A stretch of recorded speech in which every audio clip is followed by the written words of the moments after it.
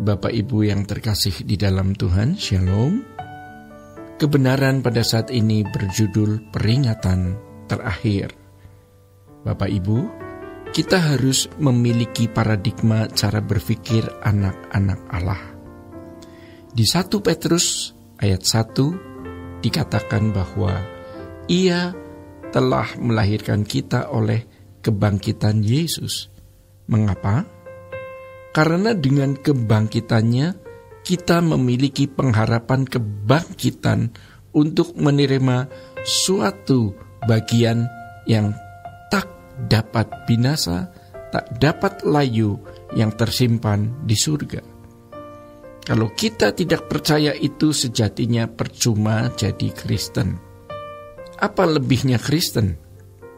Tanpa dimensi ini, kekristenan tidak punya kelebihan apa-apa. Tapi demi dimensi ini, Paulus melepaskan semuanya dan menganggapnya sampah. Maka di Petrus 1 ayat 13 dikatakan, letakkanlah pengharapanmu sepenuhnya atas kasih karunia yang dianugerahkan kepadamu pada waktu penyataan Yesus Kristus. Jadi Bapak Ibu, kebahagiaan kita itu hanya ketika kita meletakkan pengharapan kita sepenuhnya pada pernyataan kedatangan Tuhan Yesus.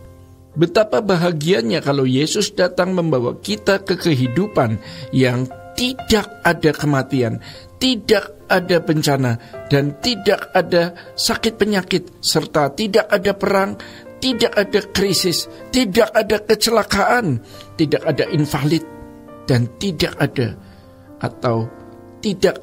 ketidaksempurnaan. Dan kenyataannya memang dimensi hidup Kristen itu lebih luas dan luar biasa, sebab tidak dimiliki oleh manusia pada umumnya. Maka seharusnya kita memikirkan bahwa ada ujung perjalanan hidup ini. Ini tidak membuat kita menjadi pesimis hidup. Maka bersyukur kalau kita dibawa Tuhan dalam kondisi disudutkan, dipojokkan, diajar Tuhan sampai kita mendapat anugerah bisa menghayati hal ini. Kalau tidak, kita bisa terjebak dalam kenikmatan hidup. Kita harus optimis, tapi optimis kita di balik kubur.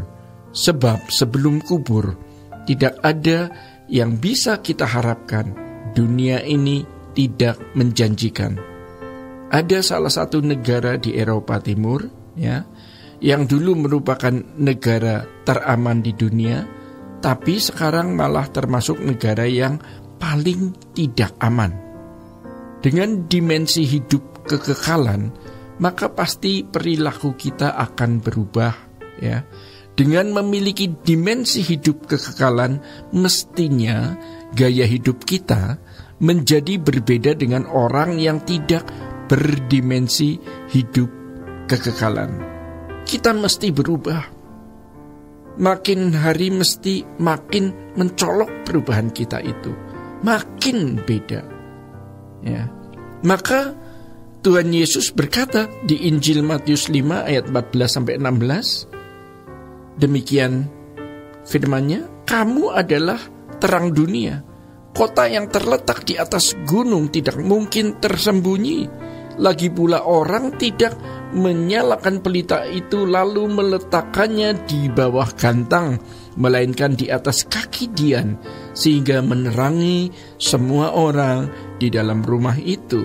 Demikianlah hendaknya terangmu bercahaya di depan orang, supaya mereka melihat perbuatanmu yang baik dan memuliakan Bapamu yang di surga. Jadi Bapak Ibu, dengan melihat gaya hidup kita, mereka menemukan surga. Karena mereka melihat pengharapan hidup kita di balik kubur, di mana kita memiliki gaya hidup orang yang akan dibangkitkan. Gaya hidup berkemas-kemas itu akan kelihatan. Bisa dilewati tanpa target.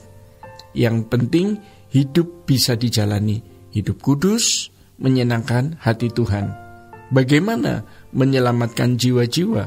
Lalu kalimat berikutnya, hiduplah sebagai anak-anak yang taat dan jangan turuti hawa nafsu yang menguasai kamu pada waktu kebodohanmu.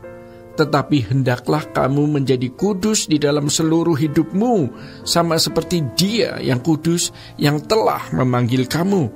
Sebab ada tertulis, kuduslah kamu sebab aku kudus.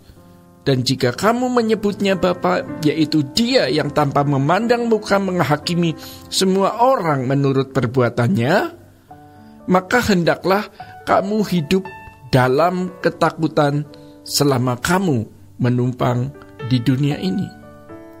Ini bukan artinya takut bencana, Bapak Ibu.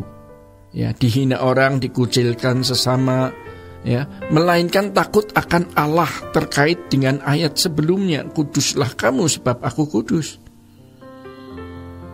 Standarnya adalah kesucian, yaitu tindakan yang selalu tepat seperti yang Allah kehendaki. Jadi setiap hari kita bangun tidur, kita sudah dihadapkan kepada keputusan dan pilihan, apakah kita bertindak tepat atau tidak. Karena Tuhan mau kita punya tindakan harus presisi. Dan kalau kita mau presisi, maka kita harus mengerti pikiran dan perasaannya. Dan Alkitab berkata, kita bisa satu roh agar kita bisa mengerti apa yang Allah kehendaki untuk kita lakukan. 1 Korintus 6 ayat 17 mengatakan, barang siapa mengikatkan diri dengan Allah menjadi satu roh. Bapak Ibu, Tuhan pasti membuka pintu. Ya, karena memang Tuhan mau kita mengerti kehendak Allah dan melakukannya. Jangan sombong, jangan mengeraskan hati. Mungkin ini adalah peringatan terakhir bagi kita. Bapak Ibu yang terkasih di dalam Tuhan, demikian kebenaran pada saat ini. Tuhan Yesus memberkati. Sola Gracia.